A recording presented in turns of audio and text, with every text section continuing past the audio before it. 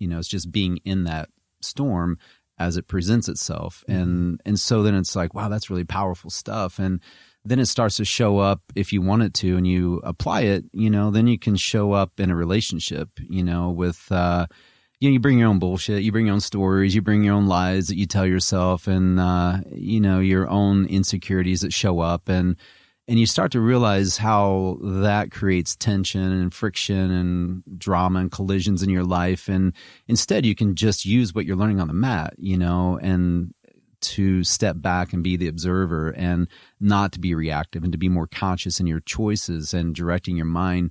And so I think that, when you take it then from the mat and that idea of calming the mind, then how that can weave into the rest of your life. And there's really no separation, that yoga becomes your life in a way. And so then it takes on this huge magnitude or meaning in your life beyond just what's happened on the mat. And if you're open to that, then it's really powerful. So that then started to influence not just me, but how I approached work with my clients, whether it was in personal development, whether it was personal training and so forth. I could see, for example, when somebody was doing an exercise in the gym and they're starting to get close to that muscle failure, what they believe is their limit, and how they would react. Did they welcome my assistance, or did they no, back off, I got this, because they're like, I got to do this on my own and I'm not willing to accept help? What does that say about you? Or was it, I know that they could do more than what they think they can, but they tell themselves stories that this is all they got. And so again, it's how is it showing up for my clients and sharing that with them, and it becoming very impactful, or just through conversations with my clients that I was training. So I think that it then took on this whole other dimension of seeing how it was working in my life and my clients and my students. And then ultimately it kind of shaped my own philosophy of how I approach everything and where I'm at today in every facet when I work with people going forward. And my thing is, I tell folks, you can't change if you're not willing to change your mind. So let's say I'm 50 years old as of today, right? I've been having these same thoughts, these same perspectives, these same filters, these same stories, and this is where I'm at today. And if I'm not willing to examine those things and change my perspective and open my mind and literally change my mind physiologically and from a thought perspective, then in 20 years from now, I'm going to be the same person doing the same thing over and over, I kind of refer to them as the karmic loops, that we make these choices, we say these things, we take these actions. And you might think, man, I'm not a fan of this. I want to change that. I want to lose weight. I want to be less stressed. I want to have a healthier relationship. I'm going to do better in my business, my finances, spiritually. But if you're bringing that same mind, you're just going to get the same results. There's no hope for change. And that's why you make an effort. You might see success, but then you fall back again. And then you're oftentimes more frustrated, but then you go and you fight, and this whole try hard and give up, all these cycles, these loops we get caught up in, or we just beat our head against the wall and we work and we wear ourselves out. And, so I guess all that to say that if you're willing to examine those things and literally be willing to change your mind, then there's this huge possibility for change, and you can literally create the life and the direction and kind of like what you're called to do on this planet and to serve humanity. So I know that's kind of a big chunk of information there, but that's just kind of how it went from here's Chris on the yoga mat because he wants to improve his physical capacity in some way, to here's how this impacted me and shaped my philosophy in my own life, and then with my clients, and then everything that I teach is now from that perspective. Mm-hmm.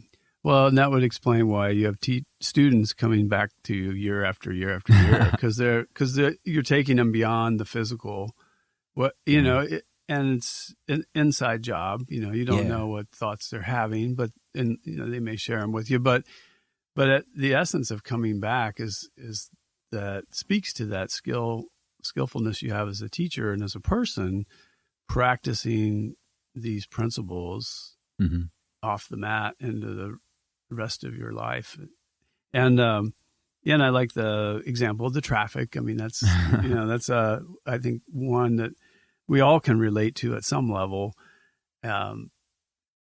Choosing, how am I going to react? This is kind of what I heard you saying. Is we get to look at how are we reacting, and slowing the mind down enough to notice that I think that speaks to what's the old saying that the only thing consistent on a spiritual path is change. Yeah. And what's true. the one thing we resist the most in life? The big C word, as I call it, right? Yeah, Change. Exactly. So, right on. Yeah, that makes sense why you have the following that you do. And it's exciting how you're evolving. And it doesn't really sound like, it sounds like it's always kind of been your philosophy to take this holistic approach, but I guess maybe it's becoming more refined at this point. Yeah, is that a better word maybe? Yeah. And, I think with that, I kind of think of it in this term as well, that, life will test you. That's what I tell people all the time. Life will test you. It's just a matter of when it's going to show up and what magnitude. And so I feel like a big part of our journey is to practice and to prepare, because then when those tests show up, how are you going to do? You're going to be prepared and, in a sense, pass the test or not, and then eventually have to retake the exam, right? And I think there was a time, I know there was a time after I really got into the yoga practice, and I think that I got a little complacent and I got a little bit off tangent on the direction I was really should be going in. And I think there was a time where I was just starting to tell myself stories, and you get a little complacent, a little lazy in that, and you start to dig these holes, and maybe you realize it, maybe you don't, but then you start to dig a hole, and a lot of times when we're starting to dig these holes, so what I mean by that is, you're on this track and you are wanting to improve yourself, you're wanting to be showing up in your life in a certain way, and then as you have experiences, relationships, and for me, relationship, marriage at the time, and business and so forth, you start to make decisions that aren't true to that calling, that aren't true to yourself. And so you start to give up a little bit of yourself and make choices that are just, you feel like, well, that's just a little compromise, and then it makes it easier to make bigger compromises. The next thing you know, you're really kind of off course. And that's where I found myself. It's like I thought I really had it going on. And as a result, I basically found myself in a situation personally and professionally where I was in my heart and completely unsatisfied. And that led to kind of making more bad choices, basically, and digging the hole deeper and deeper, and not really applying what I knew as well. And I feel like it was kind of setting me up for the next test that was coming up. I just didn't see it coming. So really what I think, trying to see how to best share the story, because it's pretty intense for me, because it's like I thought I was at a certain place in my life in yoga, and I was kind of seeing the future, and I was a little bit on cruise control, but I wasn't happy. Like I knew in my heart, I saw where I was going to be in my 70s and 80s, and I was going to look back and feel like, man, I really messed up here. I really made a lot of choices and lived a life that really wasn't what I was supposed to live, and I wasn't happy in that life where I was going to be, and I could see that coming. So, instead of doing the right thing, if that's the right word, of being honest and dealing with my shit and really practicing what I was preaching, I just kept going along with it, and ultimately, as I like to share with people, I don't share it often, but basically I pretty much burned my life to the ground. I did some drastic stuff, left my marriage and left the business I built from the ground up. And I really found myself rock bottom.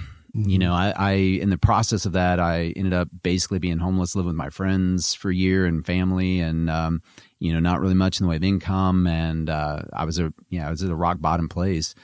And it was a moment where it was like I just wanted to give up. Like this was too much to deal with, and I was dealing with some legal issues and potential of going to prison over these stupid things. And it was just a real shit show, and I'm like, here, I'm supposed to be this guy that's been teaching this stuff and showing people how to live their best life and be healthy and do yoga and meditate. And I'm like, I thought I was doing all that, but clearly I was mistaken. And so what I think the point of it all is that, that inner voice that I've been cultivating, the ability to listen, and instead of going the route of numbing myself out and sedating, and man, I wanted to drink and do all these other stuff, but I didn't, I was seeing a counselor for a couple times. They offered, some antidepressants, anti-anxiety. I'm not opposed to that, but I was like, I just got to feel this. I need to feel it. I got to deal with it. Like this is my opportunity to really make a change, and I kind of literally heard this voice say, put up or shut up.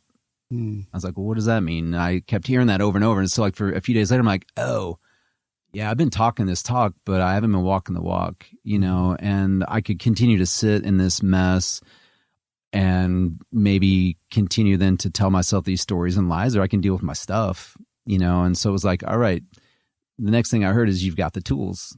You already know what to do. You just aren't doing it. I'm like, okay, I got it.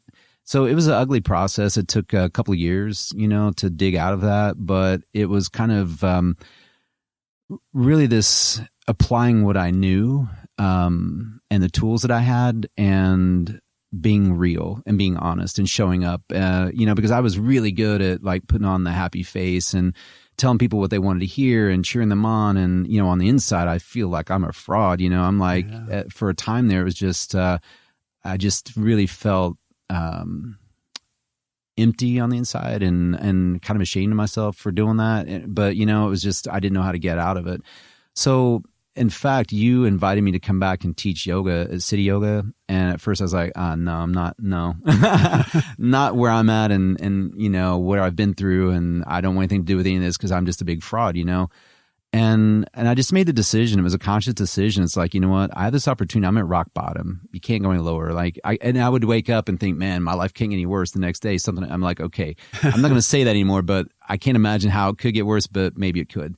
And so I just thought, it's time to show up, and it's time to start being real and being honest and telling the truth and telling people how I feel, and stop telling people what they want to hear just to make them feel better, And through that process, it was yoga, I guess is the point. I don't know if that was very clear on that, but how all this transpired, but it was basically hitting rock bottom, listen to that inner voice. I cultivated the ability to hear it through meditation, through yoga, through all the practices and ultra marathons and everything else. Like I had that capacity. So I started listening, and I started following that, and it wasn't like I was on the yoga mat every day. It was just the philosophy. It was the lifestyle. It was applying this stuff and not repeating the same patterns and getting out of those karmic loops, and creating a new reality. And I saw in my mind where I wanted to be. Like, this is where I was. Here I'm at rock bottom, burned everything to the ground. And now what do I want to create from here? What's that going to look like? Is it just going to be more of the same, or are you going to do something different? And so I just took those tools that I had, and I envisioned what I wanted my life to look like. And then I just started making the choices to move in that direction. It didn't happen overnight. It's been really a 4-year process to get here, but I feel like I'm living like my best life. Yeah. I'm not driving Lamborghinis and Ferraris and living in mansions, but that doesn't matter to me. What matters to me is the sense of contentment. I feel genuine. I feel authentic. I feel passionate about what I do. I love my students. My life is pretty awesome. It's everything I wanted it to be, and really more than what I could have envisioned. But I guess, again, to me, that all comes back to changing your mind. And it's about telling the truth. It's all the things you learn from yoga beyond the mat, with the philosophy and just being authentic, and I think that's something that yoga teaches you, how you can be vulnerable. I was afraid to be vulnerable. I wasn't telling anybody how I felt. I was on the church board. I was working with my minister and all these people that met with me, but I wasn't telling the truth. I couldn't, man. I just felt so embarrassed. And, and so some people, that's not anything they might ever have to deal with, but it can be that maybe they have success in their life, married, house, cars, whatever, bank account, but they're not feeling content. There's this gnawing inside them, or this voice, or there's some people are just not satisfied, or, not where they feel like they should be. There's just all levels of suffering, as they call it. And the reality is, I think if you don't address those things, then you're probably going to end up somewhere close to where I was, maybe not so bad, or maybe even worse. And I think that yoga gives you the tools, it gives you the opportunity to make a different choice and to change your life if you want. but ultimately to find satisfaction in the things that really matter, you know, relationships and connection and service and love and peace. And, you know, man, that's like better than any fancy car you could drive.